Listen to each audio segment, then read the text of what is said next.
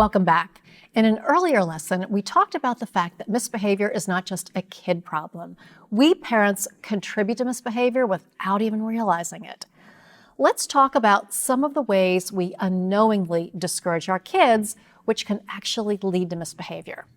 Remember from session 1, you learned that a misbehaving child is a discouraged child? And in that context, discouragement means the child isn't feeling a strong sense of belonging and significance. That is likely to lead to more misbehavior, which makes the child even more discouraged, which creates that vicious cycle. So if we can just identify those parent actions that discourage our kids and replace them with more encouraging strategies, that alone will be a huge improvement, and we'll see a big difference in how our kids perceive themselves and in their behavior. So what are some of the most common ways we discourage our kids? There are subtle and some not so subtle discouragements.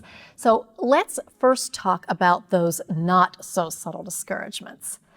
You saw in the Competent Giant activity that loud, booming, yelling voice was very discouraging for kids.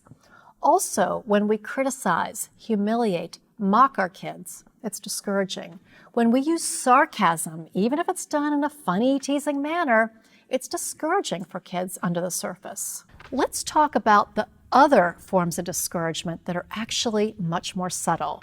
Here are 7 ways we can discourage our kids without even realizing it. Number 1, when we compare one kid to another, it's discouraging because it comes from a place of judgment. Number 2, when we overprotect kids, it's discouraging because it assumes they can't handle things on their own. And number 3, when we do things for them that they're perfectly capable of doing for themselves. Again, it's discouraging because it demonstrates our lack of faith in them. Number 4, when we label our kids, this is my shy one, this is my difficult one.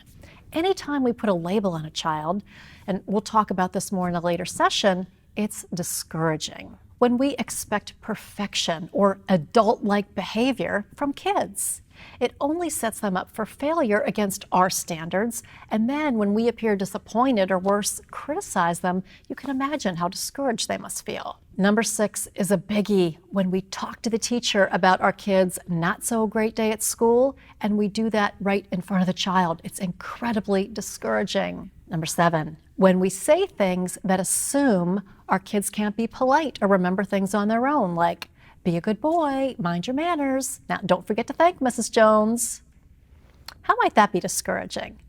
Well, when we make those statements, don't forget to thank Mrs. Jones, we're assuming the negative. We assume they won't remember to mind their manners or thank Mrs. Jones after the play date unless we tell them to do it. But on the flip side, kids need to learn those niceties, right? Well, that is true. Kids aren't born knowing when to say please and thank you. And most kids don't spontaneously act grateful. We have to teach those things. But once we've done the training and they demonstrate they know how to thank Mrs. Jones, we can stop with reminders. Every time we give a little reminder about something the kid already knows how to do, it's discouraging. And we've all seen the eye rolls, and when they say, "Mom, I know," that's because we just sent the message, you can't handle this situation unless I tell you what to do. Can you see how that robs just a little bit of their significance every time? Once we've done the training and they're competent, we can stop with the reminders. Now, real world, even after you've done the training, there will be times that your kids forget. So instead of the annoying, don't forget to thank Grandma reminder, you can have a nonverbal signal. So when my kids were little, if we were leaving a gathering and I could tell the thank you wasn't coming, I would just put my arm around my son's shoulder and wait. I wouldn't say a word. That would be his cue to say, "Oh, thank you for having us." It worked beautifully as an in-the-moment reminder without embarrassing him in front of other people. With these 7 examples that I've shared, none of us would ever intend to discourage our kids, but we do these things without knowing the impact it can have on a child. And every time we discourage a kid, even without knowing it, it takes away just a little bit of their significance and creates the likelihood for misbehavior and power struggles down the road.